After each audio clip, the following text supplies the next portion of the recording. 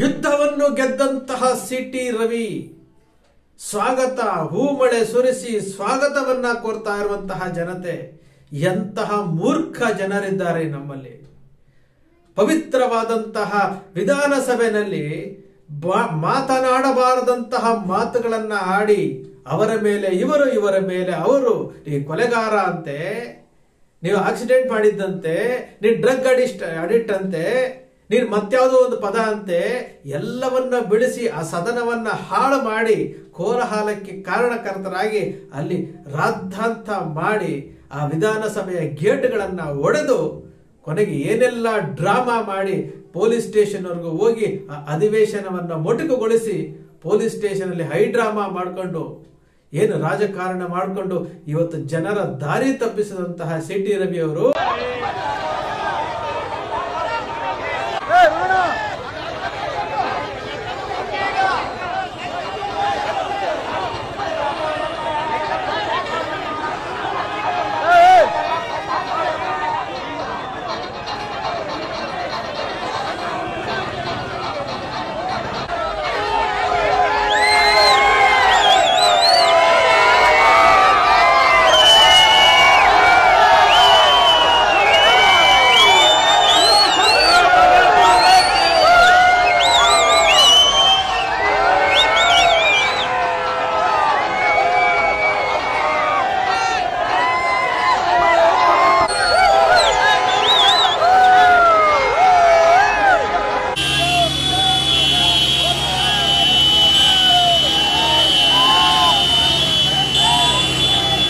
ಪ್ರಯತ್ನ ಮಾಡ್ದ. ನಾನೇನು ಮಾಡಿದೆ, ನನ್ನ ತಲೆನ ಜೋರಾಗಿ ಚೆಚ್ಕೊಳಕ್ಕೆ ಶುರು ಮಾಡಿದೆ. ಅವನಿಗೆ ಇವನಿಗೆ ಎಲ್ಲ ಚೆಚ್ಕೊಂಡು ಜೋರಾಗಿ ಡೋರ್ನ ಎಲ್ಲ ಒದ್ದೆ, ಡೋರ್ನೆಲ್ಲ ಒದ್ದೆ. ನೀನು ಫೋನ್ ಕಿತ್ಕೊಂಡ್ರೆ ನಾನು ಯಾವ ಕಾರಣಕ್ಕೋಸ್ಕರ ಇರಲ್ಲ, ನಾನು ನಗದೋಗ್ತೀನಿ, ನನ್ನ ಕೆದ್ದು ಜೋರಾಗಿ ಒದ್ದೆ. ಆವಾಗ ಹಿಂಗೆ ಫೋರ್ಸ್ ಮಾಡ್ತಿದ್ದಾರೆ ಅಂತ ಹೇಳಿ ನಾವೇನು ಮಾಡೋಕ್ಕಾಗತ್ತೆ, ನಮ್ಮದೊಂದು ಕರ್ಮ, ನಾವು ಕಾಕಿ ಬಟ್ಟೆ ಹಾಕಿರೋದಕ್ಕೆ. ಮೇಲ್ಗಡೆ ನೋಡಿದ್ರೆ ಹಂಗಿದು ಮಾಡ್ತಾರೆ, ಇಲ್ಲಿ ನಾವೇನು ಮಾಡೋಕ್ಕಾಗತ್ತೆ, ನಾಳೆ ನಾವು ತಲೆ ಕೊಡಬೇಕಾದ್ರೆ ನಮ್ಮ ತಲೆ ಹೋಗುತ್ತೆ ಅಂತ ಅಂದ್ಕೊಂಡು ಕೊನೆಗೆ ನಾನು ಯಾವಾಗ ಮತ್ತೆ ರಕ್ತ ಬರೋಕ್ಕೆ ಶುರುವಾಯಿತು, ಅವರು ಭಯಗೊಂಡು ನನ್ನ ಮೊಬೈಲನ್ನ ಮುಟ್ಟಲಿಲ್ಲ. ಆಮೇಲೆ ಮತ್ತೆ ಒಂದಷ್ಟು ದೂರ ಕರ್ಕೊಂಡು ಹೋದ್ರು, ಗದ್ದೆ ಒಳಗೆ ನಿಲ್ಲಿಸ್ಕೊಂಡ್ರು. ಯುದ್ಧವನ್ನು ಗೆದ್ದಂತಹ ಸಿಟಿ ರವಿ ಸ್ವಾಗತ ಹೂಮಳೆ ಸುರಿಸಿ ಸ್ವಾಗತವನ್ನ ಕೋರ್ತಾ ಇರುವಂತಹ ಜನತೆ ಎಂತಹ ಮೂರ್ಖ ಜನರಿದ್ದಾರೆ ನಮ್ಮಲ್ಲಿ.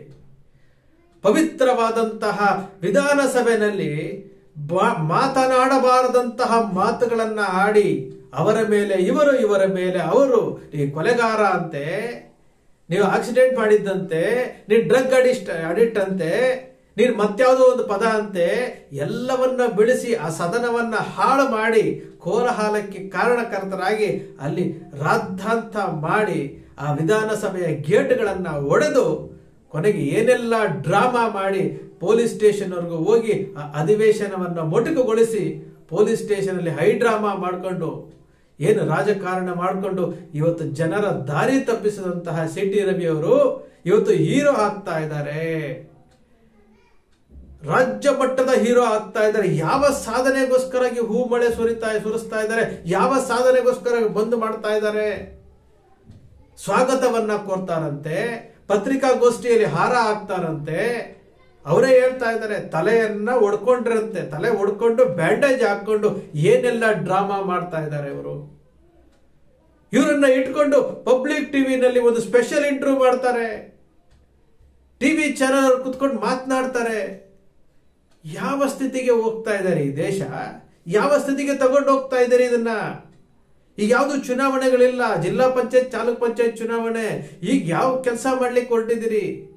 ಆ ಲಕ್ಷ್ಮೀ ಹೆಬ್ಬಾಳ್ಕರ್ ಪತ್ರಿಕಾ ಸುದ್ದಿಗೋಷ್ಠಿ ಮಾಡಿ ಅವ್ರು ಕಣ್ಣೀರಾಗ್ತಾ ಇದ್ದಾಳೆ ಹೆಣ್ಮಗಳು.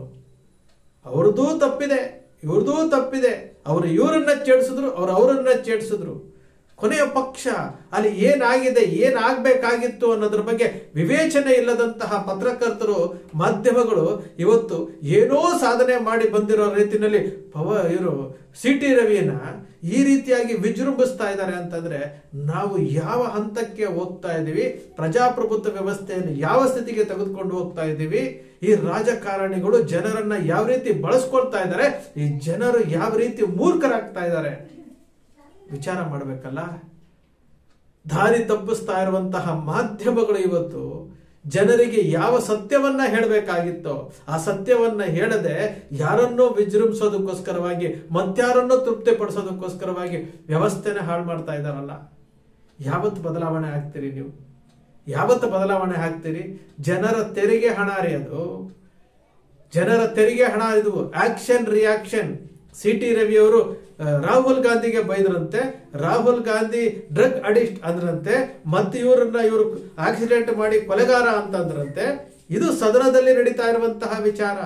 ಸಭಾಪತಿಗಳು ಎದ್ದು ಹೋದ್ರಂತೆ, ರೆಕಾರ್ಡ್ ಆಗಿಲ್ವಂತೆ. ಇದನ್ನ ಚೀಮಾರಿ ಹಾಕ್ಬೇಕಾಗಿದ್ದು ನಮ್ಮ ಕನ್ನಡದ ಮಾಧ್ಯಮಗಳು ಚೀಮಾರಿ ಹಾಕ್ಬೇಕಾಗಿತ್ತು. ಪವಿತ್ರವಾದಂತಹ ಸದನದಲ್ಲಿ, ವಿಧಾನಸಭೆಯಲ್ಲಿ ಏನ್ ಮಾತನಾಡಬೇಕು, ಏನ್ ಮಾತನಾಡಬಾರ್ದು ಅನ್ನೋ ಪರಿಜ್ಞಾನ ಇಲ್ಲದಂತಹ ರಾಜಕಾರಣಿಗಳಿಗೆ ನಿಮಗೆ ಧಿಕ್ಕಾರ ಅಂತ ಹೇಳಬೇಕಾಗಿತ್ತು. ಮಾಡಿದ್ದೇನು? ಅದೇ ರಾಜಕಾರಣಿಗಳನ್ನ ಕೂರಿಸ್ಕೊಂಡು ನೀವು ಟಿವಿನಲ್ಲಿ ಕೂತ್ಕೊಂಡು ಡಿಸ್ಕಷನ್ ಮಾಡ್ತೀರಿ, ಚರ್ಚೆ ಮಾಡ್ತೀರಿ, ಸಂದರ್ಶನ ಮಾಡ್ತೀರಿ ಅಂತಂದ್ರೆ ನಿಜಕ್ಕೂ ತಲೆ ತಗ್ಗಿಸ್ಬೇಕಾಗಿರುವಂತದ್ದು ಯಾರ್ರೀ? ಯಾರು? ನಿಮಗೆ ಜವಾಬ್ದಾರಿ ಅನ್ನೋದಿದೆಯಾ? ಜವಾಬ್ದಾರಿ ಅನ್ನೋದಿದೆಯಾ? ಫೋಕಸ್ ಮಾಡ್ತೀರಲ್ರಿ. ಯಾವ್ದನ್ನ ಫೋಕಸ್ ಮಾಡಬೇಕು, ಯಾವ್ದನ್ನ ಫೋಕಸ್ ಮಾಡಬಾರ್ದು? ಜನರ ತೆರಿಗೆ ಹಣ, ಒಂದೊಂದು ರೂಪಾಯಿ ಹಾಳಾಗ್ತಾ ಇದೆಯಲ್ಲ, ಯಾವತ್ತಾದ್ರೂ ಜನರ ತೆರಿಗೆ ಹಣದ ಬಗ್ಗೆ ಮಾತನಾಡಿದ್ದೀರೇನ್ರಿ? ಈ ದೇಶದ ಸಂಪತ್ತನ್ನು ಉಳಿಸೋದ್ರ ಬಗ್ಗೆ ಮಾತನಾಡಿದ್ದೀರೇನ್ರಿ? ಪ್ರಜಾಪ್ರಭುತ್ವ ವ್ಯವಸ್ಥೆಯನ್ನು ಹಾಳು ಮಾಡ್ತಾ ಇದ್ದೀರಲ್ಲ ನೀವು. ರಾಜಕಾರಣಿಗಳಿಗಿಂತ ಈ ಭ್ರಷ್ಟ ಕಾರ್ಯಾಂಗ ವ್ಯವಸ್ಥೆಗಿಂತ ದಾರಿ ತಪ್ಪುತ್ತಾ ಇರುವಂತವ್ರು ನೀವು. ಎಂತಹ ವೈಭವೀಕರಣ, ಎಂತಹ ವೈಭವೀಕರಣ! ಒಂದು ಚಿಕ್ಕಮಗಳೂರಿನ ಒಬ್ಬ ಬಂದ ಸಮಯದಲ್ಲಿ ಒಬ್ಬ ವ್ಯಾಪಾರಿಯನ್ನ ಹಿಗ್ಗಾಮುಗ್ಗವಾಗಿ ಅವರನ್ನ ತರಾಟೆಗೆ ತೆಗೆದುಕೊಳ್ತಾರೆ. ಯಾವ್ದಾದ್ರು ಚಾನಲ್ ಚೀಮಾರಿ ಆಗ್ತಾ ಯಾರು ಮಾತಾಡೋದಿಲ್ಲ. CT ರವಿ ಸಾಧನೆ ಮಾಡ್ಬಿಟ್ಟಿದ್ರೆ ಹೂ ಮಳೆ ಸುರಿಸ್ತಾ ಇದ್ದಾರೆ, ಸ್ವಾಗತ ಕೋರ್ತಾ ಇದ್ದಾರೆ. ಒಬ್ಬ ನ್ಯಾಷನಲ್ ವೈಡ್ ಲೀಡರ್ ಟೈಪ್ ನೀವು ಬಿಂಬಿಸ್ತಾ ಇದ್ದೀರಲ್ಲ ನೀವು. ನಿಜಕ್ಕೂ ನಮ್ಮ ಇಡೀ ವ್ಯವಸ್ಥೆಯನ್ನೇ ಹಾಳು ಮಾಡ್ತಾ ಇರುವಂತದ್ದು ನೀವು ಪತ್ರಕರ್ತರು. ನೀವು ವ್ಯವಸ್ಥೆಯನ್ನೇ ಹಾಳು ಮಾಡ್ತಾ ಇದ್ದೀರಿ. ನಿಮ್ಮ ಮೇಲೆ ವಿಶ್ವಾಸವೇ ಜನರಿಗೆ ಒಟ್ಟೋಗಿದೆ. ಇರುವಂತಹ ಚಾನೆಲ್ಗಳ ಸಂಖ್ಯೆ 7ಕ್ಕೆ ಕುಸ್ತಿದೆ. ನಿಮಗೆ ಬದ್ಧತೆನೂ ಇಲ್ಲ. ನಾವು ಏನ್ ಮಾಡ್ತಾ ಇದೀವಿ ಅನ್ನೋದು ಗೊತ್ತಿಲ್ಲ. ಮೊದಲು ನೀವು ಬದಲಾವಣೆ ಆಗಿ ರಾಜಕಾರಣಿಗಳನ್ನ ಓಲೈಸೋದು ಮೊದಲನ್ನ ಬಿಡಿ. ಒಬ್ಬ CT ರವಿನ ಒಬ್ಬ ನ್ಯಾಷನಲ್ ಲೀಡರ್ ಆಗಿ ನೀವು ಬಿಂಬಿಸಕ್ಕೆ ಹೊರಟಿದ್ದೀರಲ್ಲ ನೀವು. ಆ ವ್ಯಕ್ತಿ ತಪ್ಪು ಮಾಡಿದ್ದು, ಸದನವನ್ನ ಹಾಳು ಮಾಡಿದ್ದು, ಸದನದಲ್ಲಿ ಪವಿತ್ರತೆ ಹಾಳು ಮಾಡಿದ್ದು ತಪ್ಪಲ್ವಾ ಅದು? ಇದು ನಮ್ಮ ದೇಶದ ಇವತ್ತಿನ ಈ ದುಸ್ಥಿತಿಗೆ ಕಾರಣ. ಈ ಮಾಧ್ಯಮಗಳ ಪಾಲು ಬಹು ದೊಡ್ಡದಾದಂತ ಪಾಲಿದೆ ಅವ್ರದ್ದು. ಸ್ನೇಹಿತರೆ, ನಿಮ್ಮ ಅಕ್ಷರ ಮೀಡಿಯಾ ಯಾವತ್ತೂ ಸೃಷ್ಟಿ ಮಾಡೋದಿಲ್ಲ, ಕಲ್ಪನೆ ಮಾಡೋದಿಲ್ಲ, ವಾಸ್ತವದ ವಿಚಾರವನ್ನು ವಿಶ್ಲೇಷಣೆ ಮಾಡುತ್ತೆ. ನಿಮ್ಮ ಅಕ್ಷರ ಮೀಡಿಯಾದ ವಿಶ್ಲೇಷಣೆ ನಿಮ್ಗೆ ಇಷ್ಟ ಆಯ್ತು ಅಂದ್ರೆ ಸಬ್ಸ್ಕ್ರೈಬ್ ಆಗಲಿಲ್ಲ ಅಂದ್ರೆ ಸಬ್ಸ್ಕ್ರೈಬ್ ಮಾಡ್ಕೊಳ್ಳಿ. ಪಕ್ಕದಲ್ಲಿ ಕಾಣುವಂತ ಬೆಲ್ ಐಕಾನ್ ಪ್ರೆಸ್ ಮಾಡಿ, ಶೇರ್ ಮಾಡಿ, ಪ್ರೋತ್ಸಾಹ ನೀಡಿ.